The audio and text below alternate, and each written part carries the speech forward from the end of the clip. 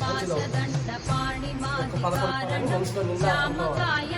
ఈ కోరిక ఏంటంటే ఒక్క కోరిక కోరుకు. ఆ కోరిక తీరినాక మనం ఉద్యోగం కావాలా, పెళ్లి కావాలా, పిల్లలు కావాలా, చదువులో బాగా రావాలా, మంచి జాబ్ కావాలా, మంచి అమ్మా నాన్న బాగుండాలా, భార్య భర్తల గొడవలు ఉన్నా, ఎటువంటి ఇబ్బందులు ఉన్నా, ఆటంకాలున్నా, తన సహాయ విగ్రహే పరాజితాయ ధీమహి తన్నో బాల భైరవ ప్రచోదయాత్ అనుకొని ఆ మంత్రం చెప్పి ముందుకు మనకాయ.